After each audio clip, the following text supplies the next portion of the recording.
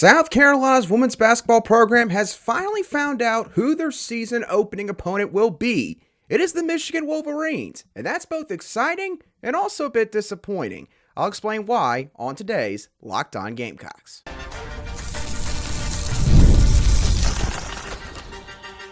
You are Locked On Gamecocks, your daily podcast on the South Carolina Gamecocks, part of the Locked On Podcast Network, your team every day. Hello, Gamecock Nation, and welcome back to the Locked On Gamecocks podcast. I'm Andrew Lyon, the host of this podcast, and also the lead publisher for Gamecock Digest over on Fan Nation. Thank y'all so much for making the Locked On Gamecocks podcast your first listen or watch for your team here today. We are free and available, as always, both on YouTube and wherever you get your audio podcasts daily. Today's episode is brought to you by FanDuel. Make every moment more right now as new customers can get $150 in bonus bets with any winning $5 bet. That's $150 with any winning $5 bet. Visit FanDuel.com/lockedon to get started. We got a lot we're going to dive into on this Wednesday edition of the Locked On Gamecocks podcast. Later on in the show, I'm going to have a couple of conversations with Locked On Vols host Eric Cain. We'll talk a little bit about year 4 for Josh Heupel on Tennessee's side and Shane Beamer on South Carolina's side. And what's the expectation? What is the biggest must-win game for both those coaches? And we'll also talk about the upcoming baseball series that's set to get underway on Thursday evening between the Gamecocks and the Volunteers. But to start off today's show, I want to talk about a big piece of news that's come out on the women's basketball front, as South Carolina fans now know who the Gamecocks' season opening opponent will be for the upcoming 2024-25 season in Las Vegas. That opponent is the Michigan Wolverines. And I think that this is going to be both exciting for the fans, but it's also a bit disappointing as well. I'm going to address both sides of that coin over the next few minutes. But let's start off with the good side. Let's talk about why this is exciting for South Carolina. The first reason why it's exciting is this is a relevantly new team for the Gamecocks. Michigan and South Carolina, they've not played very often. As a matter of fact, South Carolina has only played Michigan 3 times in its entire history. They are 3-0 all time in those matchups. The last time these two teams faced off against one another was back on December 1st, 1995. So quite literally almost 30 years ago. So it's been a while since these two programs have squared off against one another. But obviously, for fans that have really begun to follow the Gamecocks over the past 10-15 years since Don Staley's been here, and obviously the past maybe 7-8 years with the Gamecocks having been uber successful, this is exciting simply because it is a different team. It's a different program that Gamecock fans have probably not watched a whole lot of over the past few years. Now, here's the other reason why this matchup is exciting. Michigan, although you might not know it, they have quietly been one of the more consistent and successful programs in all of women's college basketball over the past several years under their head coach in Kim Barnes-Arico. Kim Barnes, she's been there for, I want to say now, 11 or 12 years. And during that time, the Wolverines have made it to the NCAA tournament 7 times, including each of the past 6 tournaments that have actually taken place, obviously not counting 2020 because the pandemic cut the season short before the tournament could begin. And Michigan's seen a high-level success in just the past couple years. In 2021 and 2022, they made it all the way to the Sweet 16. In 2022, they made it all the way to the Elite 8. They were 1 win away from making it to the Final Four. So, the Michigan Wolverines, they are no slouch. South Carolina should not overlook them. Now, that's not to say that South Carolina needs to be worried to a significant degree. Obviously, the Gamecocks, they have not lost since 2 NCAA tournaments ago when they played Iowa in the Final Four that season. So, the Gamecocks still feel pretty good about their chances of winning. But the point is, Michigan is not going to be a pushover as far as how they'll probably compete. And with the recent track record of success that they've had, you've got to imagine that they probably have decent talent on that roster. Now, although for those reasons, it's exciting that South Carolina is playing Michigan in Las Vegas in their season opener this upcoming season, it is also a bit disappointing. And here's why. It really doesn't have anything to do with Michigan themselves. But if Michigan is indeed the opponent that South Carolina has landed on, and obviously, again, seems like that's the case, that tells me, and I'm sure it tells all of you, that the Gamecocks had to go through a bevy of different teams before landing on Michigan. There are a couple teams out there that in terms of maybe proximity, regionality, maybe national relevancy, in terms of maybe their overall brand, they would have made a lot of sense for this kind of game. And those teams I'm talking about, I look at Southern Cal. I look at a team like Colorado. I look at a team like Baylor, a team like Louisville, and Iowa State, maybe even an Ohio State. And obviously, you can maybe throw in a Notre Dame or Stanford as well. I don't group those teams in exactly with the others because I can see why South Carolina's not playing those two teams. They could face either of them in the SEC ACC Tournament Challenge that's going to take place next season. And also, South Carolina faced Notre Dame last year, and they've played Stanford plenty of times in the past 5-6 years alone. So I'm willing to give those programs a little bit more of a pass as far as competitiveness is concerned. But as Don Staley has mentioned several times now over the past few years, as South Carolina has become this dynastic power in women's college basketball, it's gotten a lot tougher for the program to find teams that are willing to play them, even though it would do nothing but help out their net rankings, their strength of schedule rankings. You get the overall point. And there's other teams like, UCLA, obviously now at Texas, LSU, UConn. You can understand why those programs don't want to play South Carolina a second time. In Texas' case, it would be literally a third matchup. You can understand why that would not have happened. But for these other teams, why are you not willing to step up to the plate? I'm not going to say that they're scared. But granted, Don Staley also admitted that, Michigan was not the first choice for this game. South Carolina had another opponent that was originally scheduled, but they backed out for unknown reasons, at least publicly speaking. So who knows? It could have been one of the teams that I just mentioned, and after some time to sit on it and think about it, they just decided, on second thought, we don't want to face the reigning defending undefeated national champions in our season opener. We think we would like to have a little bit of a warm-up stretch before we potentially play y'all maybe later in the regular season or obviously in the postseason. So I say all that to say, massive credit to Michigan because you are one of the few teams out there that was willing to step up to the plate and was willing to accept the challenge of facing South Carolina. I think Gamecock fans should have massive amounts of props and respect that they throw Michigan's way because they were willing to play in this game. So that's why it's a bit disappointing. Again, it has nothing really to do with Michigan because I think that based on recent success, this could be a bit of an entertaining game. But the fact that it got to this point where a team from basically the opposite corner of the country had to get selected or basically got talked into playing this game that's all the way down in Las Vegas, Nevada, in the southwestern region of the U.S., that's why it's a bit disappointing. But overall, I do think that this is going to be a matchup that even if Gamecock fans don't like it right now, I think it will grow on you as the season gets closer and closer to tip off this upcoming November.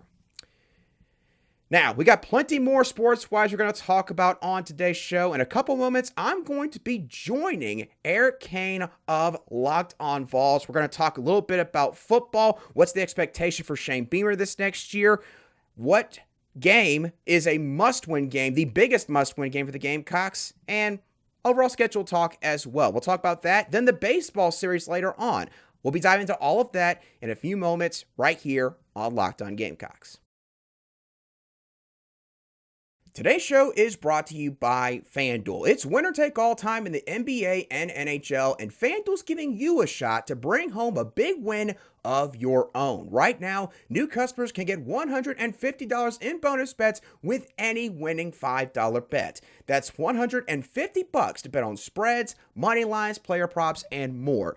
The Denver Nuggets, they are on a heater right now in the NBA playoffs. They have won 3 straight games against the Minnesota Timberwolves after going down 2-0. So now the question is, how is the series going to end? FanDuel has got a prop bet for this. If you think the Denver Nuggets are going to win the series 4-2, the line for this is plus 120. If you think that the Timberwolves force a game 7, but the Nuggets win in 7, then the line is plus 150. If you think Minnesota's going to make a massive comeback and win the series 4-3 in 7 games, the line is plus 370. So you can get a good amount of money either way, but that's an interesting prop bet to take a look at if you've been watching the NBA playoffs very closely over the past couple of days and weeks. Visit FanDuel.com/lockedon and make every playoff shot count with FanDuel, America's #1 sportsbook. Welcome back to this Wednesday edition of the Locked On Gamecocks podcast, where we cover your team every single day. And as always, a big thank you to each and every one of you everydayers who make the Locked On Gamecocks podcast your first listen wherever you get your audio podcasts daily, or your first watch on YouTube. Don't want to waste too much time, so let's go ahead and dive into my conversation with Locked On Vols host Eric Cain, starting off by talking about football expectations for 2024 and beyond. Andrew, it didn't feel that long ago when it was at the conclusion of the 2021 football season. Josh Heupel and Shane Beamer were both named joint, first year head coach of the year, Steve Spurrier, whatever award that was, coming off successful seasons. And, of course, we go on and, South Carolina has done some things. Tennessee's done some things. But entering year 4 for both Josh Heupel and Shane Beamer, kind of a state of the union a little bit. What is South Carolina looking like entering year 4 under Beamer? And kind of what's maybe the approval rating amongst, the riders and, of course, the fan base for Shane Beamer? Yeah, well, Eric, I think it's safe to say that heading into year 4, South Carolina is a little bit of a mystery team. First couple years that Shane Beamer was here in Columbia, I think it's fair to say South Carolina well outperformed the expectations that the regional and national media space had set on them. Year 1, Beamer takes South Carolina to, I believe, the Duke's Mayo Bowl, beat North Carolina, gets dumped in a bunch of mayo, going 7-6. A lot of people thought they would only win maybe 4 games that year. Year 2, they go to the Outback Bowl and they play a game against the Notre Dame Fighting Irish, bringing a lot of ratings.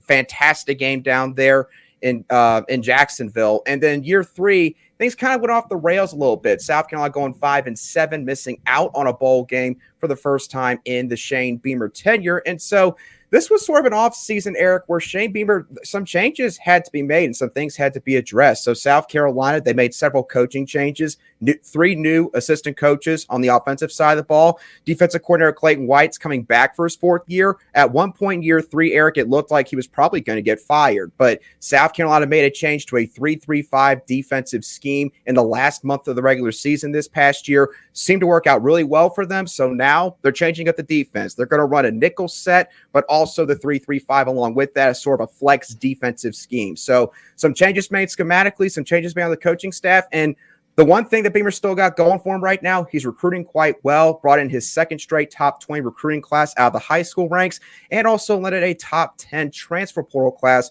according to the folks over at On3 Sports. So they're bringing in the players, and now it's year 4. You're bringing new coaches. So the expectation now is, Shane, you got to get back to the postseason. You got to go at least 6-6, and you got to get things back on track because at South Carolina, in this new era of the transfer portal, you probably cannot have a 2nd straight down year. Now, looking at Josh Heupel, Eric, I know that, of course, 2 years ago was basically a magical run for Tennessee, going all the way to the Orange Bowl and winning a game against the Clemson Tigers, which Gamecock fans I know appreciate quite well. But this past year, things sort of seem to take a step back a little bit for the Volunteers. Was that sort of maybe the expectation, or are Volunteer fans now having high expectations once again that Tennessee should be a double-digit win team under Josh Heupel with what we've seen so far? Well, I'm going to stop you right there. One of the last things you said, Tennessee fans having high expectations again. I mean, in the 15 years where Tennessee was just a dumpster fire before Heupel, and of course there was a couple years there that was fun with Butch, and really dating back to Philip Fulmer, I mean, the expectations have never left. Tennessee should win 10, 11 games every single year according to this fan base.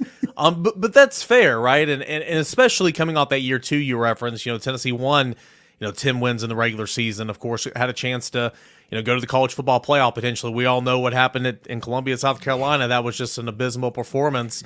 But that was a great year. And so this past year, yeah, it was a step back. And you look at everything that you lost. I mean, it's college football. There's attrition every single year. You lost Hendon Hooker. You lost Darnell Wright, who was a top 10 pick on the offensive line. You lost Jalen Hyatt, who was Blitnikoff Award winner. I mean, you lost a lot, sure. But, Hendon Hooker kind of accelerated this rebuild, if you will. And Joe Milton's not a horrific quarterback, contrary to what fans want to say. He's just not Hendon Hooker. He's just not elite. And I truly believe Hendon Hooker was an elite quarterback. And partly because you lost some explosiveness at the playmaking positions at wide receiver, partially because it's Joe Milton at quarterback. I mean, the offense took a major step back, still scoring, I think, 31 points a game, but far from the 46 and leading the nation, right? So it just looked a whole lot different. But again, going back to that expectations talk, for Tennessee fans, frustrated, unacceptable, and that's 8-4. And so many years, and 8-4 should not be the expectation, but so many years with Tennessee, preseason talk, summer talk, it's like, 8-4. I think you get 8-4. That'd be a great year, 8-4. And this was just a horrible year, and Tennessee finished 8-4 in the regular season. So I think that goes to show you how well of a job Josh Heupel and his staff has done here in 3 years. And of course, like you mentioned, the expectation's only going to continue to grow. So I look at the schedule, man, for 24. And of course, I think Tennessee can win double-digit wins and all that. I'm not going to talk about that right now, but it's different. You welcome in Oklahoma, you welcome in Texas. The divisions are no more, no East, no West, and because of that, Tennessee is not playing South Carolina this year. A little interesting, a little bit different. What is one game on the schedule though for South Carolina that Shane Beamer has got to get this year, or? Maybe it could be the difference between a winning and a losing season, maybe bowl eligibility not, maybe 8-9, whatever it is, or fans will really start to say, okay, well, we might need to make a change. Right. Well, to get into this conversation, Eric, when you look at South Carolina's schedule, I think that they've got 4 gimmies. They've got games against teams like Old Dominion, Akron, Vanderbilt, which South Carolina's actually not lost to since, I believe, 2008, and Wofford. So those 4 games right there, Carolina fans are like, okay, you could chalk those games up. You got to find 2 more. And you look at the schedule for South Carolina, it's not going to be easy. You got to play at Kentucky in week 2. First SEC game of the entire football season. You got LSU the following week at home. You got a brutal October stretch against Ole Miss at home, at Alabama, and at Oklahoma. And then the final 5-game stretch, it's Texas A&M at home, at Vandy, Missouri, Wofford, and then at Clemson, of course, their arch rivals. The one game I think Eric South Carolina has got to win is Texas A&M. That might stray away from what some other people might say, but I think that you look at the schedule, I feel like South Carolina is going to split the Kentucky LSU games at the beginning of the season. I easily could see them going 0-3 in October against Ole Miss, Alabama, and Oklahoma. So we look at that. That would put you at, say, 3-4? Yeah, 3-4. So coming out of your second bye week, right before the Texas A&M game, it's at home. I think it would be very important for the Gamecocks to regain some momentum, get yourself to 500. Then you got games at Vanderbilt and then Missouri, Wofford, and Clemson. If you win that Texas A&M game, I think it's basically a shoo-in. You're probably going to a bowl game as long as you split the Kentucky LSU game. So you need one thing to happen there. But if you lose to Mike Elko, a guy that, granted, has head coaching experience and knows the SEC a lot better than most first-year SEC head coaches, if you lose that game, if you're Shane Beamer in your 4th season, and let's say maybe you don't defeat either Kentucky or LSU, it's going to get really loud in Columbia. So with that being said, Eric, looking at Tennessee's schedule, what's the one game that you think Josh Heupel needs to win?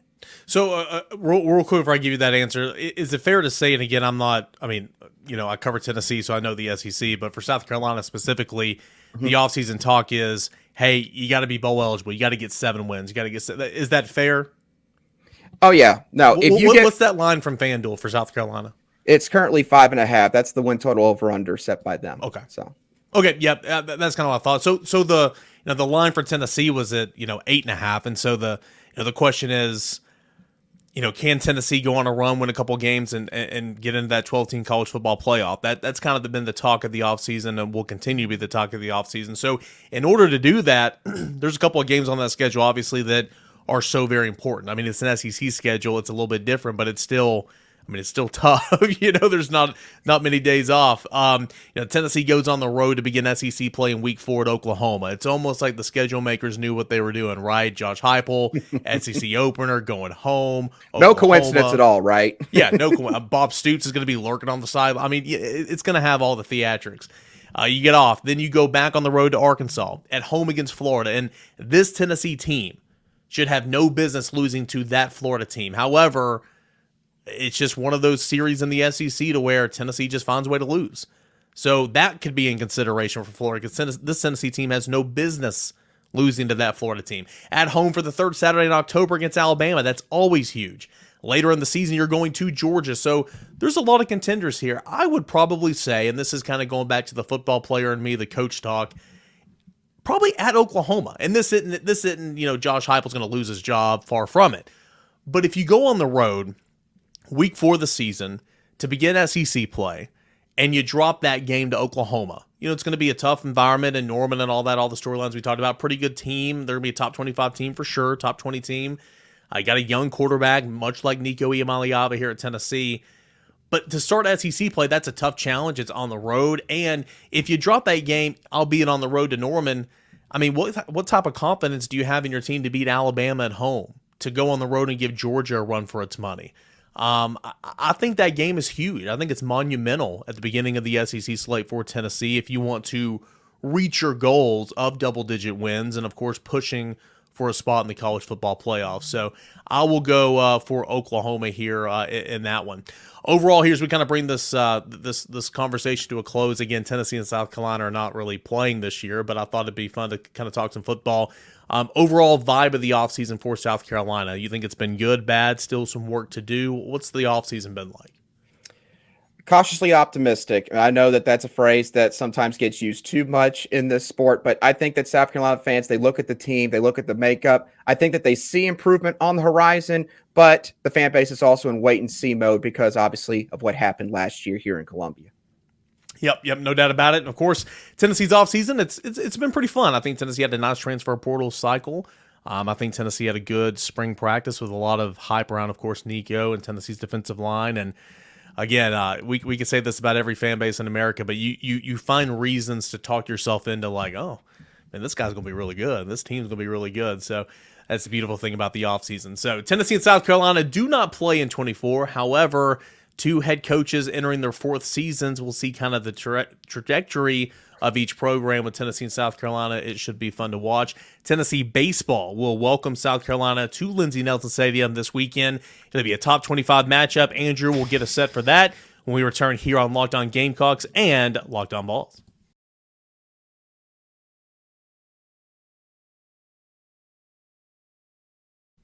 All right, Andrew Lyon from Locked On Gamecocks, Eric Cain, Locked On Vols. Big top 25 showdown here at Lindsey Nelson Stadium this weekend to conclude the regular season. 2 teams kind of in different spots. Andrew, I want to say this time last week, South Carolina was 13th in the land.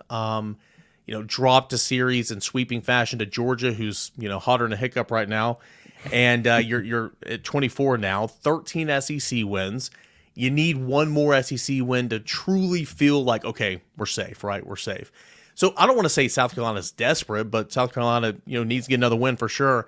What's the mindset kind of coming in for South Carolina this weekend? Of course, knowing the challenges that lay ahead. Number 1 Tennessee on the road.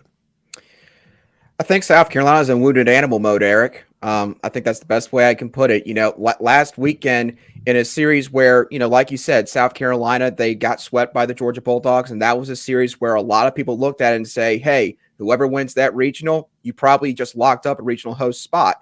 And it's very disappointing for South Carolina fans to see that a head coach who's in his 7th year here in Columbia loses that kind of series in his home ballpark to a coach that's in year 1 in Wes Johnson over at Georgia.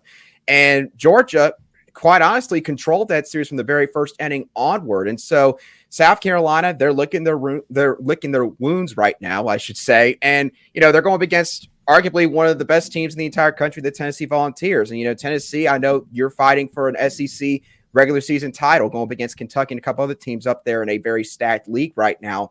So it's not going to get any easier for South Carolina. But if there's one aspect of this series that could go their favor. Hey, maybe Tennessee overlooks them just a little bit. They're looking at the hardware that they could get. And again, your backs are against the wall. That's when teams can be the most dangerous. But Eric, to be honest with you, with what I've seen from South Carolina on the road this season, I don't know if I should expect things to be all that much different this weekend. They've struggled away from their home ballpark. And that's the case for most teams, but especially for South Carolina, they've just been a roller coaster throughout this entire season. It's really the best way I can put it. Yeah, getting ready to go to Vanderbilt last weekend, doing my preview, doing my baseball podcast and everything. I was looking at the splits, and man, Vanderbilt's a classic example. And you're right, it's like that for a lot of teams in this league, but because it's so difficult to win on the road. But Vanderbilt was so good at home. And then I think their record prior to last, of course, it didn't change because they were at home. Their record was like 3-10 on the road. I'm like, man, that is staggering for a team like Vanderbilt. Mm-hmm. For Tennessee, yeah, it's certainly, I have not this whole year. I've never gotten the impression that they have been a team to take anybody lightly. I mean, there's games where you just don't have it. Like Game 3 at Vanderbilt, Tennessee won games 1 and 2. Game 3 just didn't have it. They were held to 3 hits on the day, and Dylan Dreiling got all 3 of them. So Tennessee was no hit outside of Dylan Dreiling and shut out. I mean, that just hasn't happened for this type of offense. So I'll be intrigued to see. They're trying to just take it one game at a time. This league is so funny because Tennessee's number 1 in the country in all the polls, right? They're number 2 in the SEC East. They trail Kentucky, as is Arkansas, by a game in the SEC standings. And they're projected, depending on where you look, as the 3 or the 4 overall national seed. So it just goes to show you that, the polls every single week don't matter a whole lot. But anyway, Tennessee's a good ball club. They won 8 straight series. What I can tell you about Tennessee's pitching is Tennessee's employed very much an opener role this year, because you had a couple of years where it's just like, all right, you got Burns, you got Dolander, you got Beam. You know what you're getting. And you had Tidwell in that mix. You had, a couple Lindsey in that mix last year. You had a couple other guys as well. But this year's a little bit different. It's really been about Tony Vitello and Frank Anderson trying to piece together 27 outs in a ball game. And so on Thursday night, Chris Stamlos will get the ball and he'll go for, 2 innings or 3 innings and try to get, 6-9 outs. And then he'll hand the ball to A.J. Causey. A.J. Causey will go the distance after there if he stays clean. On Friday in Game 2, Drew Beam will be the traditional starter for Tennessee. He's that stable force there. And then on Sunday, it's been Xander Seacrest doing a little bit of the same thing, about 2 to 3 innings, and then you hand it over to Nate Snead. But Nate Snead also can come in and, just like he did last weekend, and slam the door shut in Game 2. So it's been piecing it together pitching-wise for Tennessee. What about South Carolina? I noticed that for the most part, through the beginning of SEC play, they ran with the same rotation on the weekend. But here lately, it's been mixed up a little bit. It looks like Eli Jones has gone back to Game 2. Looks like South Carolina took its best reliever in Garrett Gainey and put him in the rotation and pitched really well last weekend. Kind of where's South Carolina at in the rotation? Yeah, Eric, it's been a revolving door. I got a quick stat here for you and all the volunteer fans listening to this right now. Up until this past Saturday's game against the Georgia Bulldogs, final game of that series, the previous 5 games, South Carolina's starting pitcher did not make it past the 4th inning. It has been that bad. And that includes 3 games, by the way, against a bottom feeder in the Missouri Tigers. Wow. Yeah. The situation with South Carolina's pitching staff has not been good, needless to say. Eli Jones, I would say he is the best pitcher overall out of the entire staff that has a bevy of starting experience, but he has sort of been off kilter the past few weeks. So they've been working hard with him, trying to see if they can figure out something that's wrong with him mechanically this week, according to Mark Kingston.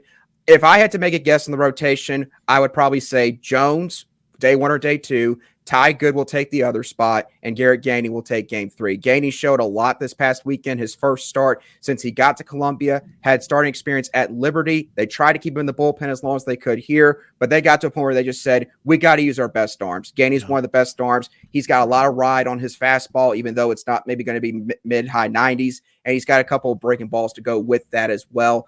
So it's not going to be a lot of overpowering stuff for South Carolina's pitching staff, not really velocity-based, more so control-based, trying to locate pitches in the corners and the edges of the strike zone, try to keep you off balance that way. So those are probably going to be their top 3 guys. After that, it's just a mess. South Carolina just has to hope that those guys can stay in the game long enough and they score enough runs to where they can put the pressure on Tennessee maybe in the back third of these ball games. That's going to be the formula for them winning this series. So you look at Ty Good, has he made, I see he's got 2 starts on the season. Have they been in SEC play? I do not believe either one's been an SEC play. Okay. South Carolina was using an opener in Roman Kimball for the last 3-4 weeks, and Ty Good was kind of the guy that came in after him. The thing is, though, Roman Kimball came in last 2 innings. I mean, he's just blown up the last 3-4 weeks, and last week was probably rock bottom for him. So it would not shock me at all if the staff at this point in the season just says Ty Good starting the game right out the gate. So that's again, what I think is going to happen. It's very similar to Tennessee. You know, A.J. Causey was in that piggyback role to begin the season. A.J. Russell goes down, who maybe you'll see a little bit at some point this weekend, but it'll be in a minor role as he works himself back from injury. Tennessee's opening day starter. But A.J. Causey, came in, and then, of course, he stepped in place of Russell and did so well, and then he got blew up for a couple of weeks in SEC play, put him back in the piggyback role, and he's been fantastic. So, he'll take the ball from Stamos in inning 2 or 3 and just go as long as he can. Nate Snead as well. I mean, you look at Tennessee's stats on the season stats PDF, and Causey and Snead are right up there in innings pitched and strikeouts and all that, but not as many starts. Well, it doesn't matter if you start the game, it's how long you go. And so I think there's some similarities a little bit, albeit not as many maybe inconsistencies and injuries on Tennessee's side to where South Carolina is. Tennessee's offense, as we kind of conclude this conversation, Tennessee's offense has been a little sporadic here the last, I'll say, 3 series. Still one of the best offenses in the league, one of the best offenses in the country, and still has shown their hand. They scored a combined 15 runs in 2 games at Vanderbilt. The first 2 games, they scored 11 runs in 1 inning against Florida 2 weeks ago. They hit 6 home runs in a game, 1 against Missouri 3 weeks ago. I mean, the point is they've still shown up, but it's a team that's been kind of going through it a little bit here lately. But you got 5 guys, double-digit home runs. You've got the bulk of its everyday players hitting over 300. In fact, only 2 of the everyday players are hitting under 300. It's a really, really good offense. Semo, Christian Moore, you got to watch out for him at the top. Billy Amick hitting 3rd. Kavares Tier, Blake Burke hitting 2nd. I mean, the list goes on and on. You look at South Carolina, some names that you see, year after year. Ethan Petrie is there again. Cole Messina. Looks like both those guys have done pretty well. Parker Nolan making his way over from Vanderbilt last year. Who's kind of been the straw that stirred the drink offensively for South Carolina? I would say that in terms of consistency, when he's on, it's Cole Messina. Last weekend was a very bad series for him, but the week prior against Missouri, he was SEC Player of the Week. So if Messina is on, he can hurt you real bad. Ethan Petrie, I mean, he's so good that it just takes one swing of the bat for him, and he can change a ball game entirely. Yeah. So those 2 obviously come off the top of my head. Third guy I'll name out for you, Eric, is Kennedy Jones. The thing with Kennedy is there's times where he's a bit hesitant when he's at the plate, but when he's aggressive, swinging early in the count, he seems to just be a lot better, and he's gotten better as the season has gone on, transferred from UNC Greensboro. So keep an eye out on him. If those 3 guys can get going for South Carolina and the pitching staff can just hold off Tennessee's batting lineup enough, then again, they could make it a series.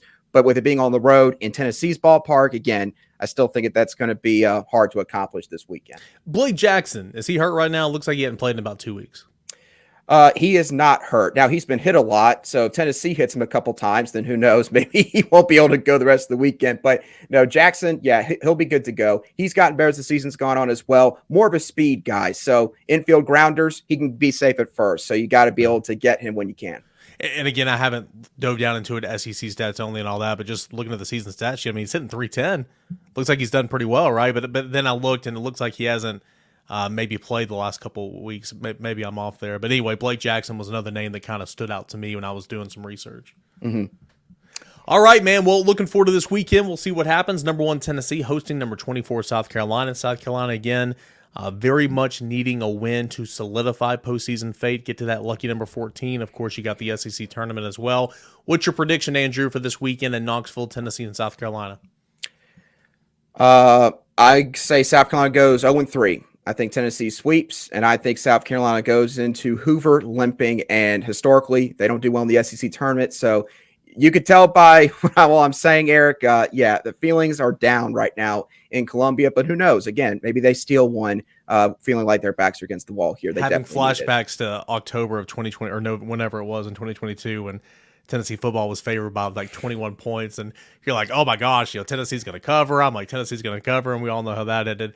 I'll take Tennessee to win 2-1. Tennessee's got a couple sweeps on the year, but they've won a ton of series in 2-1 fashion. Pretty much every way you can do it, dropping the opener, winning the last two, taking the first two, dropping the last game, sandwiching a loss around a couple of wins, some rubber matches. I'll take Tennessee to win its 9th straight weekend series and take down South Carolina 2-1. Andrew, appreciate it as always, man. Good talk on South Carolina football and previewing what's to come, a look ahead of what's to come for Tennessee and South Carolina baseball this weekend. Absolutely, Eric. I appreciate you having me on as always. That was a great conversation there with Locked On Vols host Eric Cain. For those of you who are interested, maybe a bit more content on Tennessee, looking to see what they're talking about, what Eric's talking about regarding the football team, the baseball team, this series, and more, go check them out on YouTube or wherever you get your audio podcast. Staley, with that being said, that's going to do it for today's show. What are y'all's thoughts on South Carolina playing the Michigan Wolverines in their season opener for women's basketball this upcoming fall? And again, what are your thoughts on the expectation for the football team this upcoming year? What do you think the biggest must-win game is? And how do you think things are going to shake out in the baseball series against Tennessee? Let me know all of your thoughts down below in the comments section on YouTube, or you can shoot me a direct message on X at @A_line_SC. Once again, thank y'all so much for tuning in. Have a great rest of your Wednesday, and I'll be sure to catch y'all on the next show of the Locked On Gamecocks podcast.